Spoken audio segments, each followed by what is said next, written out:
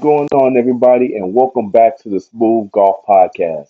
And today we're going to be talking about something that honestly has been talked about for the past few years, especially since they've now gotten done with their second season now. But today we're talking about LIV Golf, and today we're going to give my opinion on it. I've had this opinion for quite a while, and it's been one of those where I think things would have gone differently if certain things would have happened. So stay tuned, and I'm definitely going to give my on it. Hey guys, 2024 is upon us, and then we got Black Friday and Christmas coming up. So guess what? It's time for that wardrobe refresh. Go to 366.com to check out their polos, quarter zips, and their sweaters, especially at this time when it's starting to get chilly. And when you go there, use promo code SMOOTH2024 to take 15% off your order. Again, that's 366.com. That's THREESIXTY, the number 6.com, and use promo code SMOOTH2024 to take 50% off your order.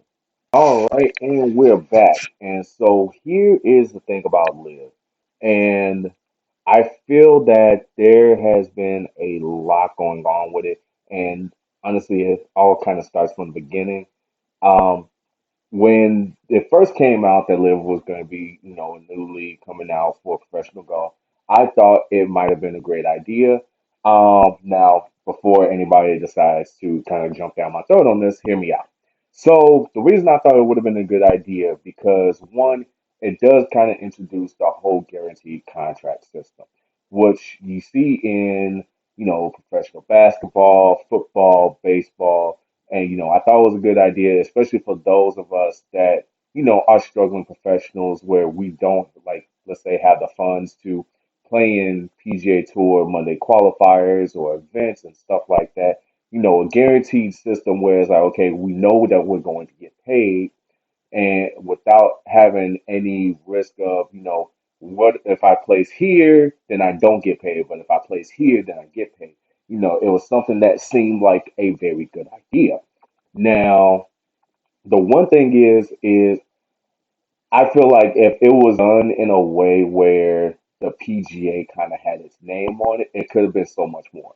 Um, I did enjoy the format. With the different teams, the guaranteed contract was like you're on a team, you get paid for appearances and stuff like that. It made sense, like I said, with the guaranteed contract system. Now, the one thing that I think would have put the league in a better position to not have the controversies that it is today is possibly having a different CEO. Greg Norman, the Shark, I would say he's done a decent job running the show for the past couple of years, but I also think there were some things that he could have done differently. Like, for example, the whole OWGR issue with them getting ranking points. That could have been a little bit different. And also, he should have said some things that he should not. But, he's done a decent job. But I feel like if there was a different CEO, then it would have been put into a better position to possibly have the things that they were looking for. In my opinion, if they had a CEO that had some sort of relation with the PGA Tour. Like, for example, if they had brought in a guy that was, let's say, on the board or something with the PGA Tour, or even somebody that's not even on the board, but somebody that has some sort of relationship with the PGA Tour, then I feel like there could have been ways where it could have been turned into another developmental tour where they could use it to bring in like a young talent that we see coming out of like the PGA Tour U, or even guys coming out of mini tours like the All Pro Tour, Pro for Pros tours, like those guys. Once they kind of reached that point, they could have jumped on the list of like a guaranteed system where they're gonna have the money to go ahead and be able to participate in the PGA Tour events, but still have some way to jump from tour to tour. Um, Without that, like I said, with the whole controversy that's going on with it right now, and then just all the stuff happening with it, I feel like that's something that could have been done. Look, the off season is here, and it's about time to get back into that gym just to make sure we keep that body, nice and loose, so that way we can come in mid-season form for 2024. Now, if you need like some new shorts, so that way you can get back in there, go to tokyotunes.com. They have a wide variety of gym shorts that are also anime inspired. For example, like Gear 5 Luffy or Itachi's Clouds. If you're a fan of anime and also like going to the gym, definitely give it a look. Go to tokyotunes.com and then use promo code SMOOTH2024 to take 15% off your order. Again, that's tokyotunes.com, tokyotoons.com. And again, use SMOOTH2024 to take 15% off. All right, and we're back about the current situation with Live Golf, and there's a lot of stuff going on with it. It's been going on for 2 years now, and honestly, it's been somewhat of a successful 2 seasons. Um, I think with the four aces winning the first season, with Dustin Johnson and his team, and then now this year Bryson DeChambeau and his team. I believe that, that they've had 2 decent seasons where you got guys that, struggled on the PGA Tour. And I wouldn't say that Dustin Johnson and Bryson struggled, but, you got guys that have struggled on the PGA Tour, you know, kind of come out on top. And it's great to see that. And those are some good storylines. I mean, Bryson shooting 58 to win one tournament. You got him and his team winning the second season's team championship over Miami. So I think you definitely have some good stuff there. Now, I will say there are some problems that they have, like for example, the official world golf ranking, and them saying that they are not eligible to get those. I think that's something that they definitely need to make some changes in order to become eligible, because then that makes it easier for live golf players to make it into any of the majors like the Masters, the US Open, all four majors, because it's now going to become harder for them to do that, especially since now it looks like they may have to go into qualifiers in order to, qualify for those championships. And without those world golf rankings, only a few of them will actually make it. For example, Bryson DeChambeau being able to play in the U.S. Open. You got Brooks Koepka winning the PGA Championship, which I don't think a lot of people thought that he was going to win it. But honestly, I thought Brooks Koepka is a man of his word. He's going to win the championship if he's going to win the championship. So I think changing the format so that way you can kind of get those world golf rankings would be beneficial to live golf as a whole.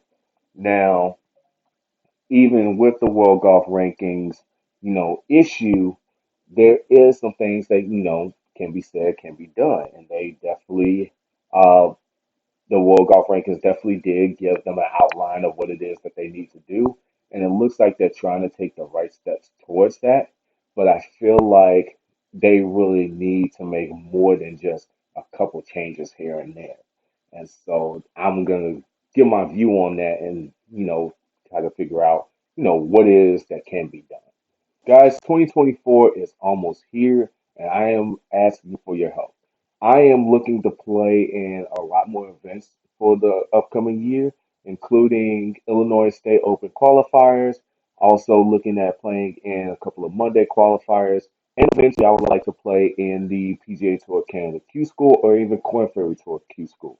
So I need your help. I am looking for sponsors for the 2024 season. And if you would like to sponsor me as a professional golfer, you can go to smoothgolf.com and go to the sponsorship page where you'll learn more about different opportunities to sponsor me, whether it's just, donating or even just giving $50 towards like travel expenses and stuff like that, or becoming a season sponsor or just a tournament sponsor, helping with entry fees. Again, go to smoothgolf.com and check out the sponsorship page to learn about sponsorship opportunities. All right, here we go again. And now we're going to talk about some of the things that I think about live golf and how it can kind of be more viable in the future, or even if it is going to be viable in the future. So here's the thing. In my opinion, in some ways, live golf works. In some ways, live golf doesn't work. For example, like I said earlier in the podcast, I think it works well because it does introduce that guaranteed contract format that we see in like other professional sports, like professional basketball, football, and baseball. Now we have guaranteed contracts where if you are a professional that is struggling on the PGA Tour, or even somebody that is looking to get started, it's not hard to get it because now you have the opportunity to get a guaranteed contract, which then helps you go ahead and build that capital to start your career. Now, the only thing is, as of right now, you don't get ranking points, which means it's a lot harder for you to qualify for the majors. So the Masters, US Open, the British Open, or the Open as it's now called, and the PGA Championship. You cannot qualify with ranking points into those tournaments. Now, are there ways to qualify for those tournaments? Yes, there are. There are qualifying tournaments that you can compete in to get in, but those tournaments are going to be so cutthroat that for some players, it's going to be so hard to get through in that way. And then not only that, there are a few people that already have exemptions into those tournaments. Like for example, Bryson DeChambeau having won the U.S. Open himself, Brooks Koepka winning the PGA and the U.S. Open himself. They've got exemptions. Dustin Johnson has exemptions. Phil Mickelson has exemptions. So unless you really have a, I guess, lifetime exemption into those tournaments, it's going to be a lot harder for you to get in. Now, another thing is, like I said, with those ranking points, there's going to have to be some changes that Greg Norman and Live Golf as a whole has to make changes too. So, for example, there's got to be cuts. Unfortunately, they don't have cuts in Live Golf in terms of like actual tournament play. So I think in one way, what they could do is make live golf a little bit more of an individualized sport. So something more like college or high school golf. You have the individual portion where, every player basically plays for themselves, but then you have the team score as a whole where, you have players 1 through 4. Well, I could say 1 through 6 if you're trying to go with the whole high school and college format. So you have all players 1 through 6 play, and the four lowest scores make up the team total. And then from there, with those team totals, you decide. I guess you wouldn't decide, but basically they are ranked based on those team totals. And then you cut the guys that didn't make it into those top 4.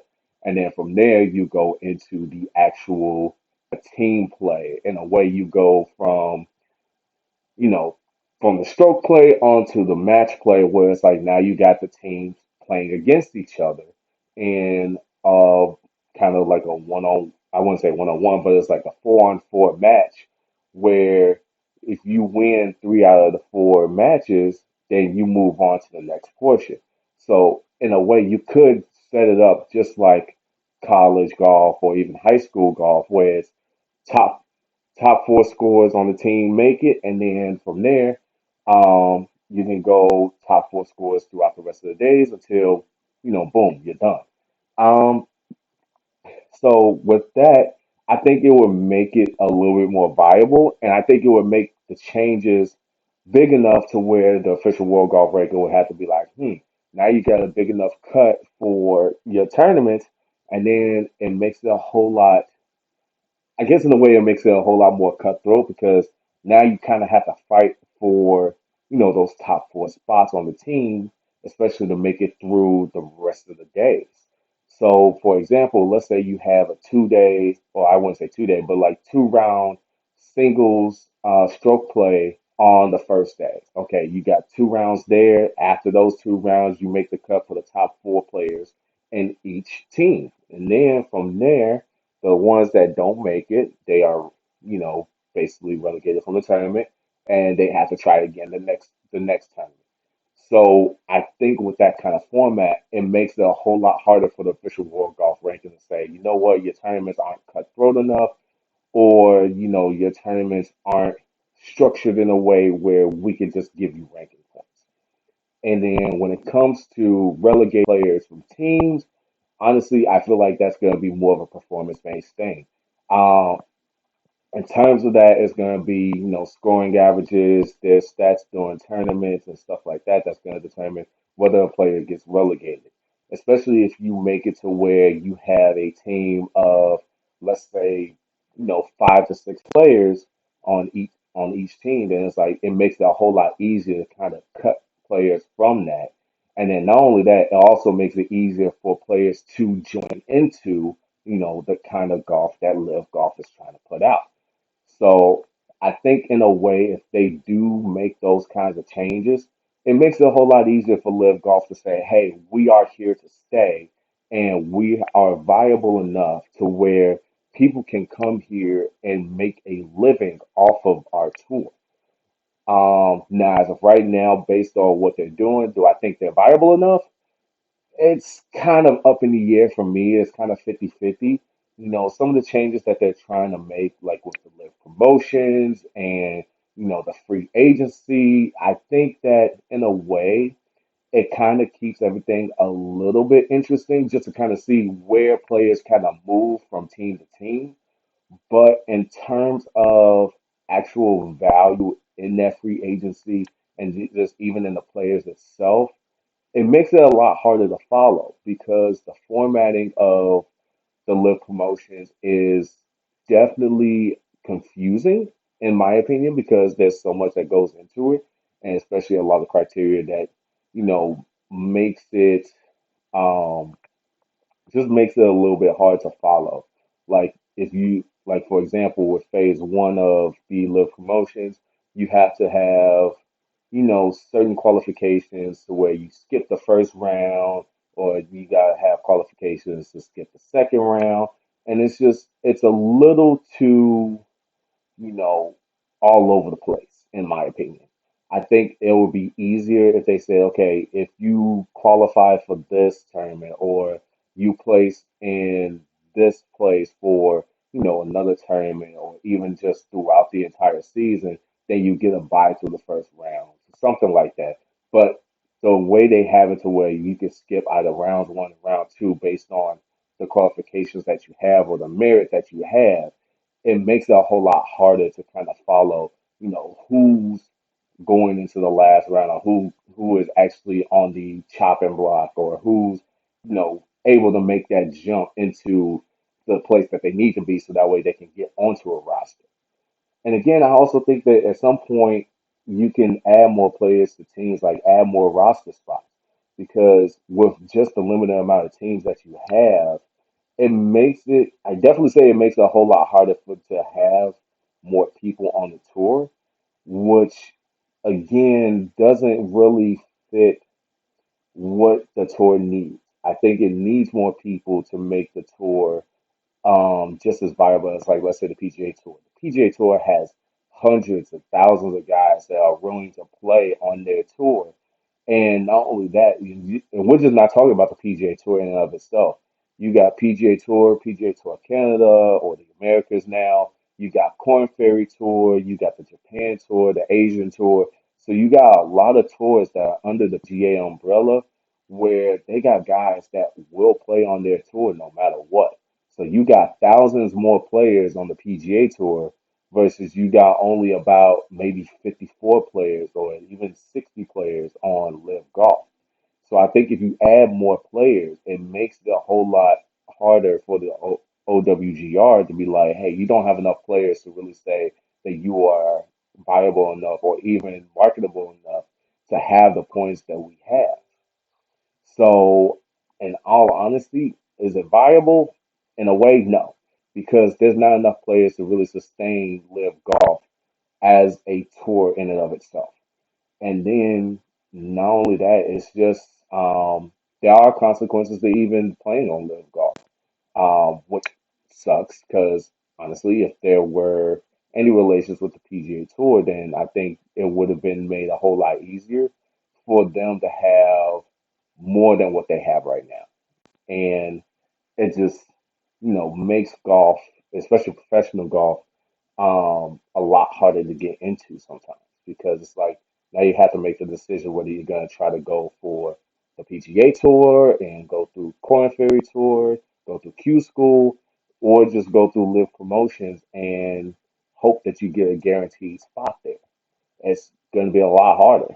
So I don't think that Live Golf is viable as a tour without some changes, especially when it comes to one, the amount of teams, the amount of players that you have coming to the tour, and just the overall formatting of the tour. I think if you change some of those things, then Live Golf does become a lot more viable, a lot more marketable to, especially like the rising players that are coming out of like colleges or guys that like myself that are just trying to figure it all out and move up as best as they can. So without those changes, I don't see Live Golf really making too much of a boom.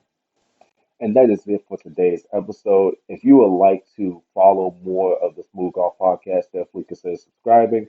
Again, if you're looking for some great deals on shorts and everything, go to 366.com. Need some shorts for the gym, especially for this off season. Go to tokyotunes.com. Use that promo code SMOOTH2024 for 15% off. That's a great deal in my opinion. Again, if you're looking to become a sponsor for the 2024 season, as I'm already trying to get a schedule together, definitely go to smoothgolf.com and consider becoming a sponsor by checking out the sponsorship options in the sponsorship page. And that's it for me. Guys, have a good one and see you coming soon.